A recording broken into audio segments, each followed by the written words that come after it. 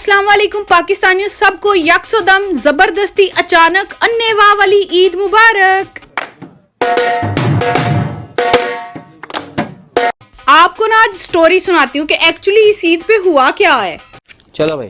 सारी पाकिस्तानी कौम ने सोचा हुआ था कि ईद जुमे को होगी, लेकिन मौलवियों ने कहा असी ते ईद जुमे रात नहीं करनी है, तुसी रोक सकते हो तो रोक के वहाओ। रोक सको तो रोक लो। आधे से ज्यादा पाकिस्तान 30वें रोजे की तैयारी करके दूध को जाग लगा के अपनी आंखों को सुला चुका था। वैसे जब तक मौलवियों ने ईद का ऐलान नहीं किया ना, शैतान भी बेचारा कश्मकश में था, खोल जावा के बंद ही रहना है। आहा, बहुत चंगा ना। उससे भी बुरे हालात ना इत्काफ वालों के थे। वो बेचारे कह रहे थे 10 दियो पर्दे ची रहना के बाहर आ जाइए। मैं नहीं बताऊंगा, मैं नहीं बताऊंगा। फिर मौलवियों ने एंट्री मार के ऐसा सरप्राइज दिया ना कि सबको 1000 वॉट का झटका लग गया। 25% मासूम कौम तो वो है जो सुबह सहरी की तैयारी करने उठी तो पता चला कि ईद हो गई है। आ गया तू जवान हो के। जैसे ही मौलवी साहब ने टीवी पे आके ऐलान किया ना कि ईद हो गया, सबको पसूड़ी पड़ गई थी। कैसे दिया आपको? नाई जो दुकानें बंद करके ये सोच के हराटे मारे थे कि हून किन्ने आना, फौरन पाकिस्तान के वजीर आजम बन गए कि टिकटा लै गए तो फिर वारी आनी है तुहाड़ी। लड़के जो मुंह पे मिनी छांगा मांगा जंगल बना के बैठे थे लग गए लाइन में, कदी तो वारी आएगी ना। लड़कियों ने फौरन पार्लर वालियों का रुख किया, इतने फोन किए पर किसे फोन नहीं चुकिया। सब कह रही थी तुसी कौन थे असी कौन। चुप करके बैठ। फिर लड़कियों ने सोचा कि घर पे ही अपनी डेंटिंग पेंटिंग कर लेते हैं, कुछ तो बनेगा ना। अगर आईब्रो बनाते हुए टुक लग गया तो रिश्तेदारों को कहेंगे I am big fan of Areeka Haq. हरामी हो बेटा।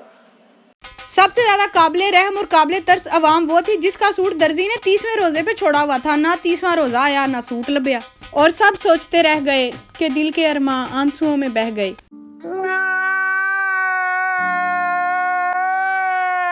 लड़कियों लड़कों को अपने स्यापे पड़े थे पर अम्मी दे स्यापे वखरे इंसान के दुध नू जाग ला दी और मिठा कित्थों बनावा दे, ईद मिठी किंज करांगे। सारी अम्मियों ने अपने चुन्नू मुन्नू बच्चों को बाजारों में भगाया कि जाओ सौदे लेके आओ, सुबह मेहमान आ गए थे की करांगे, केड़ा मुंह विखावांगे। बहरहाल चौधरी साहब और मौलवियों की लड़ाई में ना कबाड़ा अवाम का निकल गया। सबसे ज्यादा बददुआएं उन छोटी मोटी मासूम बच्चियों की लगी जिन्होंने चांद रात को बड़े चाह से मोहल्ले की आंटियों के पास मेहंदी लगवाने जाना था, पर वो तो सोई रह गई।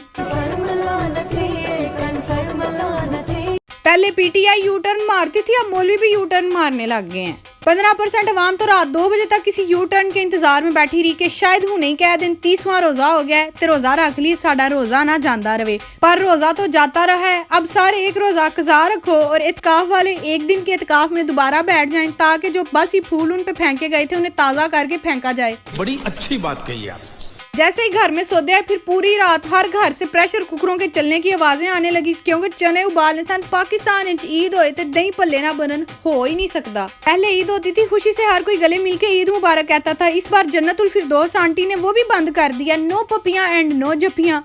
ना ईद मिलन होंगे, ना रवायती ईद के जपियां और पपियां होंगी। ईद की नमाज के बाद किसी को ईद मुबारक कहने की होश नहीं थी। सब पैड़ी सास की तरह यही गिला कर रही थी, ईद हो गई पता ही नहीं लगा, ईद का कोई स्वाद ही नहीं आ रहा है। ईद है कोई?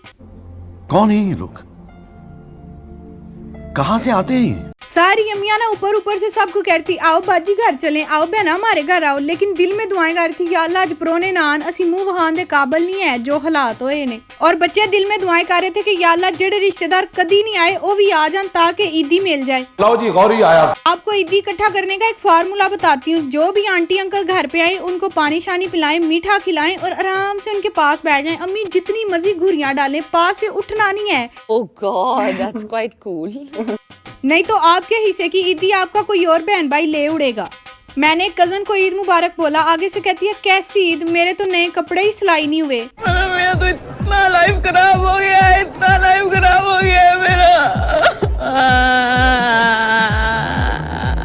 उसका ये गम सुन के ना मेरा दिल किया उसे जफ्फी डाल के रहूं। फिर कोरोना याद आ गया और आंटी का कॉल भी, नो पपियां एंड जफ्फियां, क्योंकि सूट ते लब जाने ने पर जिंदगी नहीं लबनी। ईद की नमाज के फौरन बाद मोबाइल को ऐसी पुड़कनी मिट्टी लग जाती है ना कि रिप्लाई करते करते अंगूठा भी कह देता है बस कर दो, बच्चे की जान लोगे क्या अब। और फिर आधी से ज्यादा आवाम कलफ ज्यादा माया वाले कपड़े पहन के ऐसा बेड पे पुट्ठा गिरती है कि रात को होश आती है और फिर उठ के कहते हैं यार कैसी ईद, बहुत बोर होके गुजरी है ये ईद। और कुछ शादीशुदा मासूम आवाम वो भी होती है जिनके नसीब में सोना नहीं होता, क्योंकि उन्होंने ससुराल वालों की जियारत करने जाना होता है। सबसे पहले घबरा घबराना नहीं। इसलिए गैर शादीशुदा आवाम को मशवरा है कि जितनी नींदें पूरी करनी है कर लो, शादी के बाद ससुराल के ही चक्कर लगने हैं।